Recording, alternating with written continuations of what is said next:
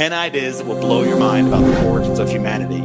And the first question that I've learned, and as I've started digging down this rabbit hole about 5 years ago, which led me to you, was that human civilizations were told roughly they started recorded human history, and correct me on my numbers, around 6,000 years ago. But we're basically told that the original humans were only, I think, is it 20,000 years old, roughly? Is that correct? Am I right about that, or are my numbers off? Well, it depends on if you're talking about how they talk about like the pre-Homo sapien sapien, like getting into Denisovian and Neanderthal. That's where the disconnect comes in, where we're looking at this. We're like, okay, well, what are we?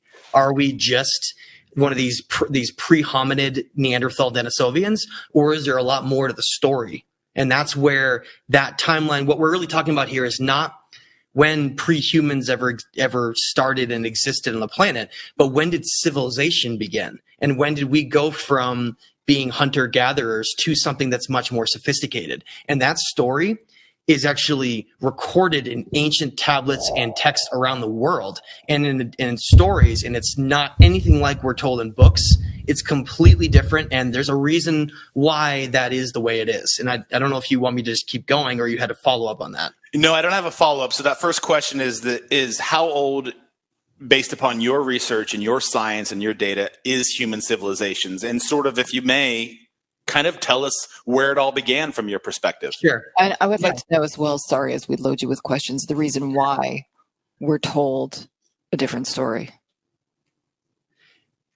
Yeah, it's quite an interesting history of how this all got started.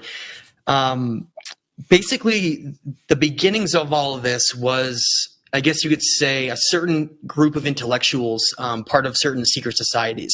And esoteric secret societies go back thousands and thousands of years. Some of the first ones we know of were in Babylon, and they were part of these groups that were priests and high knowledge individuals that knew a lot more than the rest of the population. And they realized that one of the biggest threats that could exist is us truly understanding what we are and how significant we are to the planet and the universe, and so much more than we know. And all of that information, though, is not just someone's perspective. It's been recorded in ancient text for thousands and thousands of years earlier than we even have it's admitted in school on when civilizations were sophisticated. Basically, what we need to do is have an understanding of science and geology and climate for, like we were taught. Like, don't just reject all of it. Like, have a basis for some of those things, but then be open-minded to say, well, maybe this thing isn't quite right, and maybe this isn't quite right, and we need to rethink about how these pieces fit in. And I just want to give a brief example of that before I talk about where civilization started. In school, I remember being very almost depressed with the idea that we're just this this advanced ape that somehow through Darwinism rose up through survival of the fittest, and here we are just sort of conquering our world, and that consciousness was being derived from the brain. And that's really what school teaches us. Now, the thing to mention about school is that the entire education system in the United States was developed by the Rockefeller Institution. Now, there's a curriculum that was basically developed where this is how you have to talk about biology, you have to talk about history, you have to talk about all these things have to be in this laid out format. And if the teacher was to be like, well, wait a minute, I don't know if I really like fully agree with that. And if they were to try to not teach that same version, they would lose their license.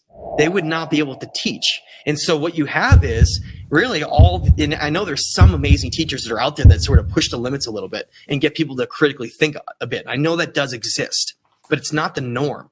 Typically, you have a teacher that's just spouting off this regurgitated information that's the same as every other teacher. And that's why people have that curriculum is so well established. Well, that curriculum was very carefully decided.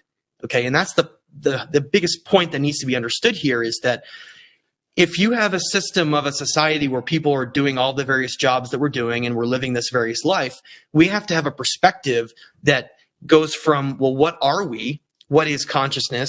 What is our significance here? And that plays into the entire scheme of how we view reality.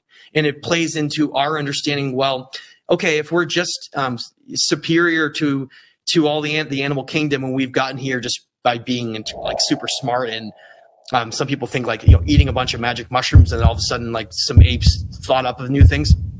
No, that's not what this is at all. There's a whole nother dynamic that we're going to get into, and I don't want to start with that because I think when we get to number 8, on the top 10, we get to number 8 is really when we're going to get into that conversation. Because what the problem is, if you throw too much information at someone in an unorganized fashion, they're going to reject the message. And so what we need to do is we got to layer this on top of each other with evidence-driven content to understand, well, what is this great story? Are things much different than we're told?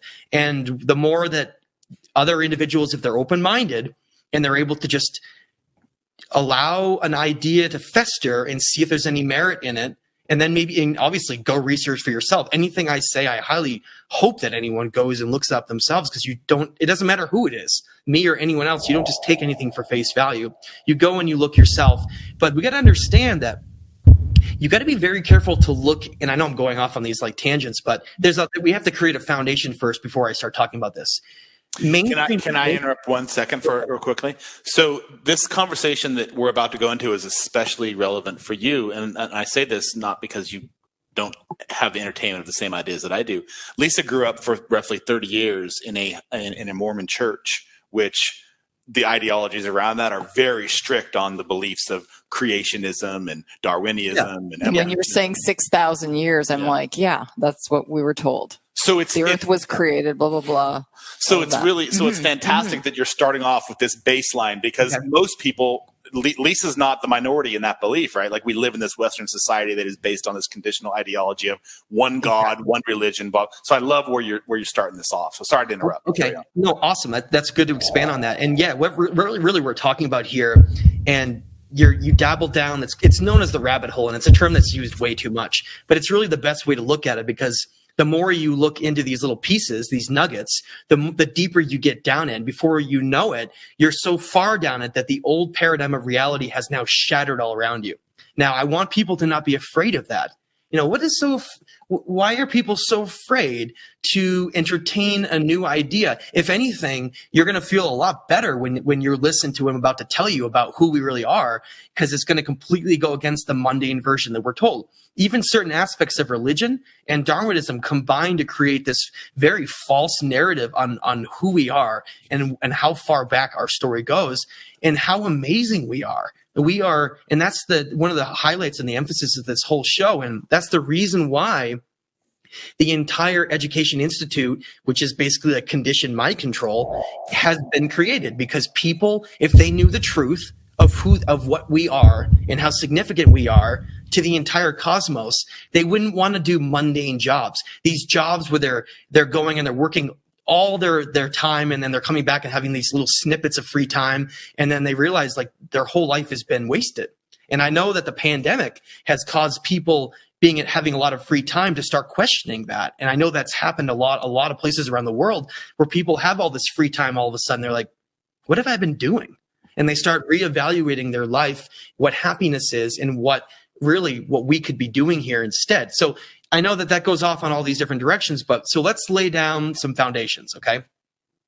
The foundations to lay down is, we're told in school that human civilizations emerged 6,000 years ago in the Fertile Crescent of Sumer. Now, that's the area of Iraq, Iran, Syria, that whole area, which has like been in conflict for years and years and years, right? And subsequently, you can't go in there and excavate anything on an archaeological dig, which is very interesting, that we may get into that to talk about as well. Because that really, even though that timeline of 6,000 years is very inaccurate, it did begin there. But it began there much earlier than that. And the idea we're going to get across here that I want people to understand is, instead of a linear timeline, okay, instead of thinking, okay, we have primitive hunter-gatherers that are traveling around the world and they're all independent, and then all of a sudden, boom, civilization comes up 6,000 years ago, and then there's one linear civilization that then builds off of each other, and here we are, the most sophisticated. Tear that whole thing down, throw it away, and just imagine for a minute what I'm about to tell you. Try to have an open mind and understand that Instead of one linear timeline of a rise of civilization to where we are now, think about it more like civilizations have risen up from various influences that we'll talk about, and then fallen, and then risen, and then fallen at least 3, 4, maybe 5 times. And that is an incredibly important point to get across. Go ahead. So I just want to recap what I just heard you say. So what you just said is that civilizations, humanity as we know it, and we live in this little bubble of, we're told 6,000 years or whatever. You're saying that the species of humans have existed before, or some version of hominids have existed before in a completely different silo and time period that was wiped out 3 or 4 times and started anew roughly. Yeah, but not primitive though. That's the main point of this. Yes, hunter-gatherers did exist. I'm not saying that didn't, but something happened. There was a moment in time when certain knowledge and information was put into those civilizations, and then you saw rapid rises that came out of nowhere. And then certain cyclical disasters have occurred on the earth. We'll get into that in later number down the line here, that have been so severe that has literally destroyed those civilizations, caused them to all their knowledge to be almost wiped out, and then another civilization has had to build off of the remnants of that and then try to rise again. Now, every time that those falls have happened, it's the opposite of what we think. It's not that we've gained more, it's that we've lost more every time. Now, I'm not saying other civilizations were on the technological level with fast computers and cell phones and cars like we are now. We're talking about sophistication and knowledge on a completely different level, okay? And that was a perfect example. Why don't you go ahead and bring that up? Okay, this leads exactly into what we're talking about. What you're seeing on the screen, this is in South America. This is Machu Picchu, right? A famous place that most people have seen. These mountain temples, way up above 9,000 feet on top of the Andes Mountains, okay? Now, we're told in school, again, this linear model, that the Inca created Machu Picchu, all right, and then the Inca slowly were wiped out when they were conquered by the Spanish, when they systematically conquered the Americas, right? When Pizarro came ashore with his armies, went inland, and then caused the demise of the Inca. Completely wrong. What we're looking at right now, and notice on the screen the different building styles. That's what I want to present to you. That's why as we talk about this, the civilizations that we're going to be talking about are called either the lost civilizations, the master civilizations, or the megalithic civilizations. And megalithic means very, very large stones, okay? Now, I want to just really quickly add something to this.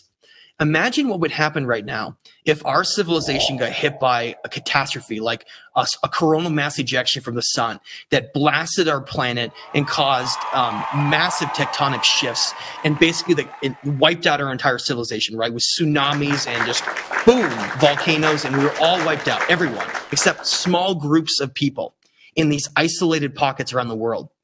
What would survive our civilization? I want everyone to think about that for a minute.